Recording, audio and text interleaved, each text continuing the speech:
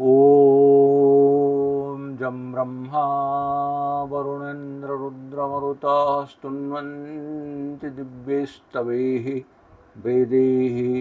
सङ्गक्रमोपनिषदैः गायन्ति यं सामगाः ध्यानावस्थितं तद्गतेन मनसा पश्यन्ति यं योगिनः यस्यान्तं न विदुः सुरासुरगणाः देवाय तस्मै नमः। ओम श्रीमद्भगवद्गीता विषयक जो पुण्य ग्रंथ आम समस्तंक पई उचित अटे आदरर अटे धर्म ग्रंथ आकार परिचित होइछि से श्रीमद्भगवद्गीता संपर्क रे धाड़ी आज कहबी एवं श्रीमद्भगवद्गीतार प्रथम अध्याय अर्जुन विषाद योग तृतीय श्लोक आजिर आलोचनार प्रसंग रे आनिबी से गीता संपर्क रे कहबी। गीता सुगीता कर्तव्या किम अन्यैः शास्त्रविस्तरैः जा स्वयं पद्मनाभस्य मुखपद्मात् विनिश्रुता गीताध्यायनशीलस्य प्राणायाम परस्य च नहि सन्ति पापानि पूर्वजन्म कृतस्य च सर्वोपनिषदो गावः दुग्धा गोपालनंदनाः पार्थवत्सा सुधीर्भुक्ता दुग्धम गीतामृतम महत्। ये गीता होची संपूर्ण विश्वर वैश्विक साहित्य रे विश्व बाबदक जेते प्रकार साहित्य जेते प्रकार ग्रंथ जेते प्रकार चिंताधारा रे रचना करा जायछि धर्म ग्रंथ मानंको समानंक भितरु गीता होची सर्वश्रेष्ठ।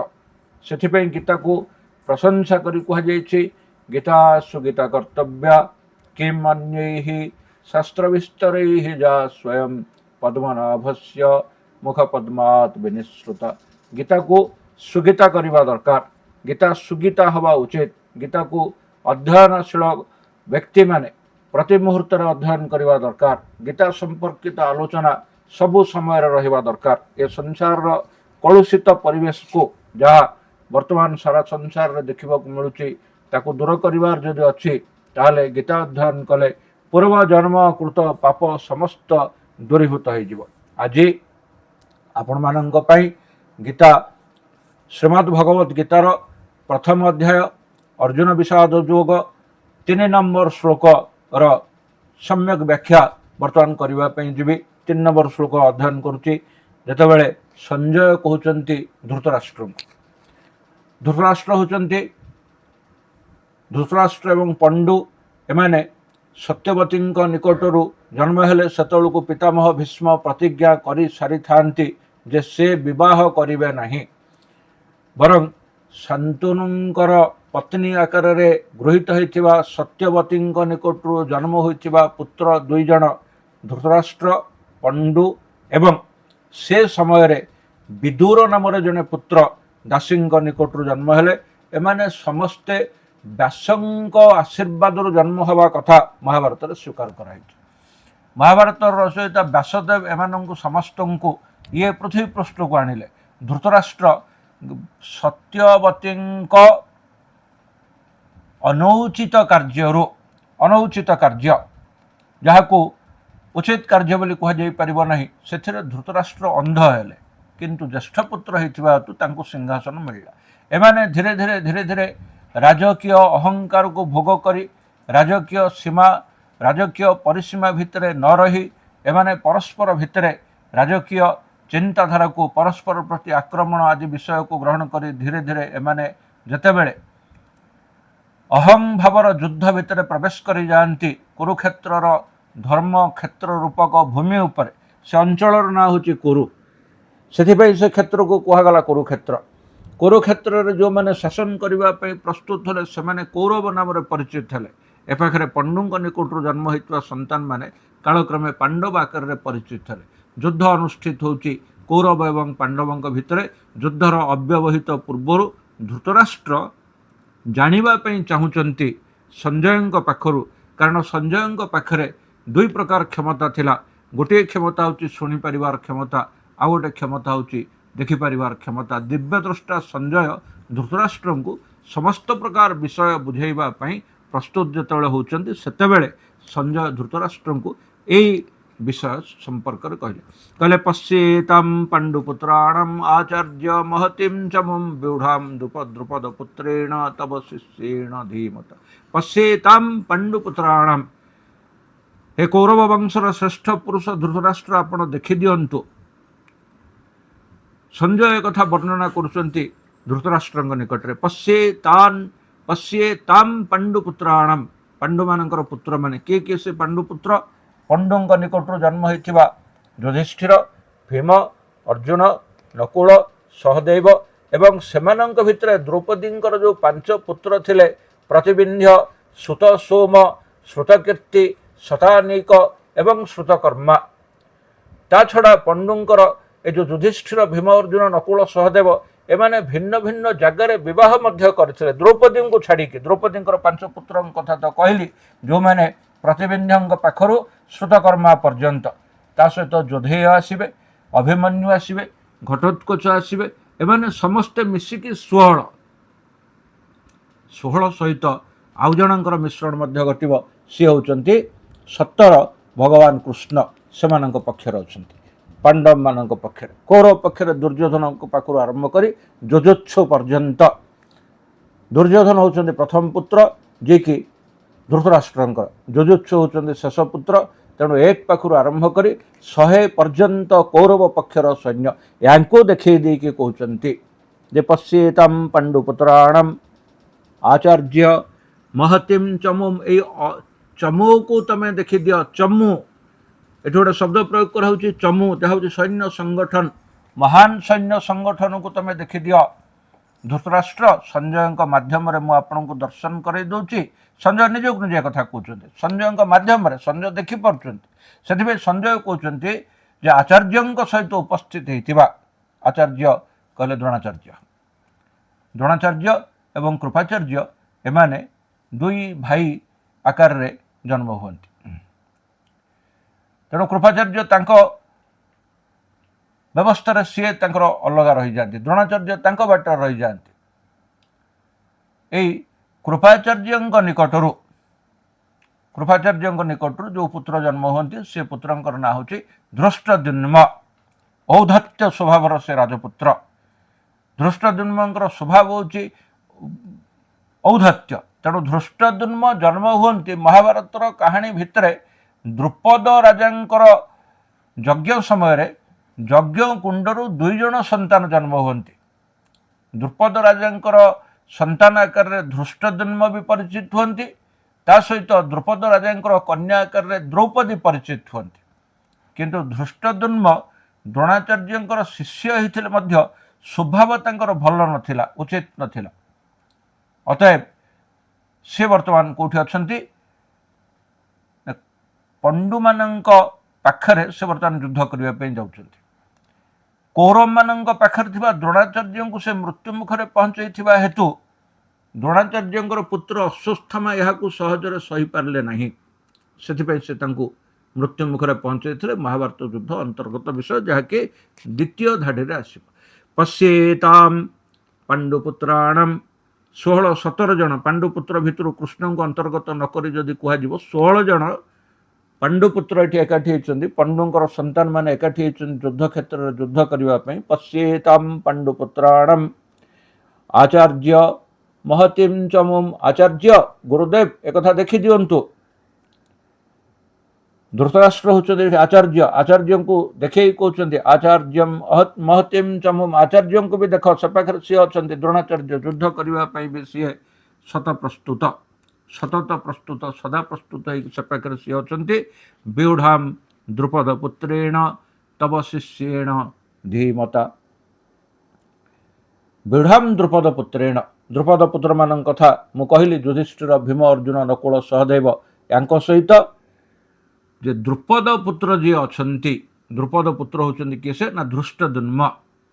आगुरु प्रसंग आलोचना आसी जाइए धृष्टद्युम्न एवं द्रौपदी एमाने यज्ञ कुंडरू संभूत हेले जज उपजजों निकटरे आश्रय ग्रहण कले द्रुपद यज्ञ कार्य संपादन करने कहले यज्ञ कार्य संपादन करुवा समय से यज्ञ कुंडरू जन्म हेले धृष्टद्युम्न एवं द्रौपदी तेणु व्यूढ़ाम द्रुपद पुत्रेण तब शिष्येण धीमता। दुर्योधन जेतबेले जाइछन्ति द्रोणाचार्यଙ୍କ पाखकु राजनीतिर विषय ये पूर्व आलोचना मध्य एक कथा आसीछि केतबेले आसीछि किछि मात्रारे दुर्योधन राजा हेले भी द्रोणाचार्यଙ୍କୁ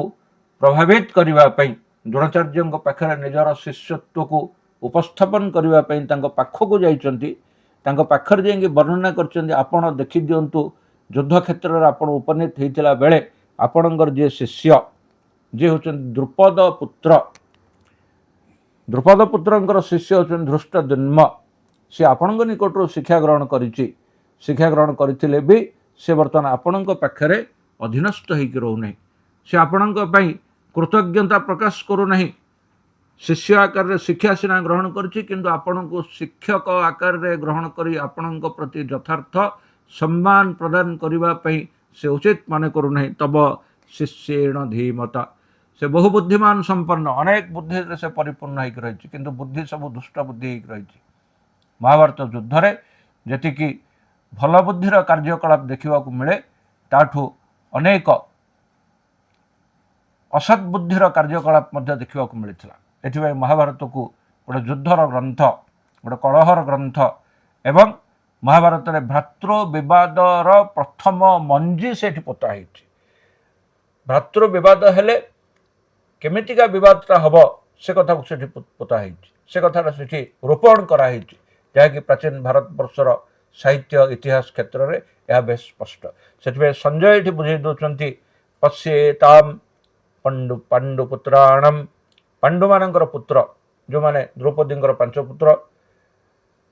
भीम युधिष्ठिर नकुल सहदेव एमाने भिन्न भिन्न जगह विवाह कले सेमानक निकटरू तैयारी होता 6टी पुत्र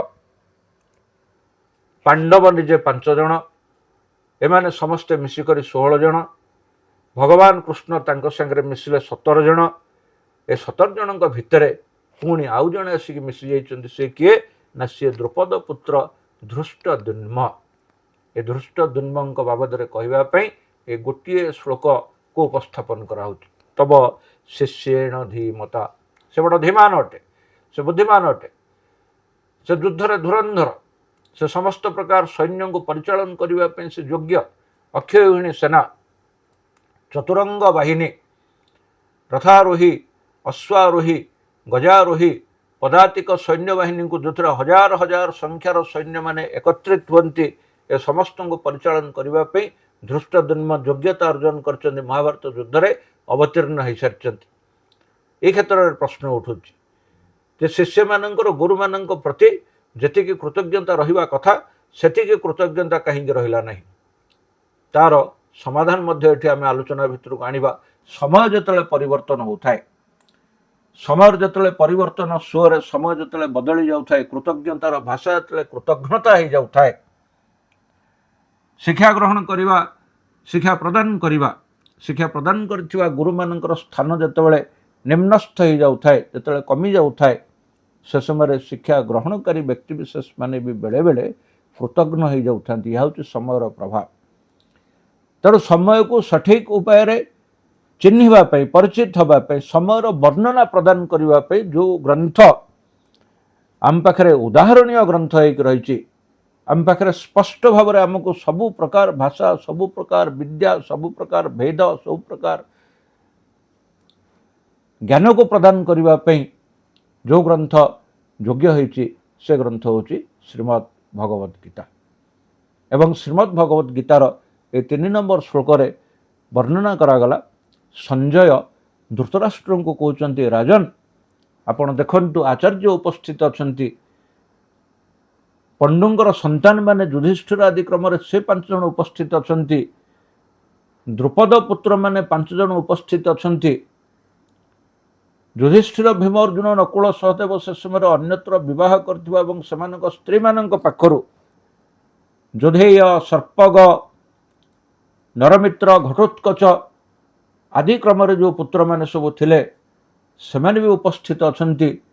एमानक भितर सबुठारु बेसी लक्ष्य करिवार विषय होउची आपण जहाकु शिक्षा प्रदान करथिले धृष्टद्युम्न द्रुपद राजांकर पुओ जहांक संगरे जन्म होइतवा यज्ञकुंडर आ गोटे कन्या द्रौपदी ଯଜ୍ଞକୁଣ୍ଡରୁ ସେ ଜନ୍ମ ହୋଇଛନ୍ତି। ଧୃଷ୍ଟଦ୍ୟୁମ୍ନଙ୍କର ବି ଜନ୍ମ ଯଜ୍ଞକୁଣ୍ଡରୁ, ଦ୍ରୌପଦୀଙ୍କର ଜନ୍ମ ବି ଯଜ୍ଞକୁଣ୍ଡରୁ। ସେ ଆପଣଙ୍କ ନିକଟରୁ ଶିକ୍ଷା ଗ୍ରହଣ କରିଥିଲେ ବି ରାଜବଂଶରେ ସିନା ଶତ୍ରୁତା ରହିବ, କିନ୍ତୁ ଅଲଗା ରାଜାଙ୍କର ପୁଅ ହେଇଥିବା ସ୍ଥଳେ ଧୃଷ୍ଟଦ୍ୟୁମ୍ନ ଆପଣଙ୍କ ପ୍ରତି କେମିତି ଶତ୍ରୁତା ଆଚରଣ କରୁଛନ୍ତି? ସେ ତ ବାହାର ଲୋକ, ସେ ପଣ୍ଡୁଙ୍କର ବଂଶଧର ସେ ନୁହନ୍ତି, ସେ ଭିନ୍ନ ଏକ ରାଜାଙ୍କର ପୁତ୍ର, ଦ୍ରୁପଦଙ୍କର ପୁତ୍ର। ତେଣୁ ଏମିତି ଏକ ସ୍ୱତନ୍ତ୍ର ବିଷୟକୁ ନେଇକି ଏହି ତୃତୀୟ ଶ୍ଲୋକଟି ଉପସ୍ଥାପନ କରାଯାଇଛି। ଇତି ଶ୍ରୀମଦ୍ଭଗବଦ୍ଗୀତାସୁ ଉପନିଷତ୍ସୁ ବ୍ରହ୍ମବିଦ୍ୟାୟାं ଯୋଗଶାସ୍ତ୍ରେ अर्जुन विषाद योगे तृतीय श्लोकस्य अध्ययनम् अध्यापनं पठनं पाठनं व्याख्यानं च समाप्तम्। ओम शांति ओम शांति ओम शांति।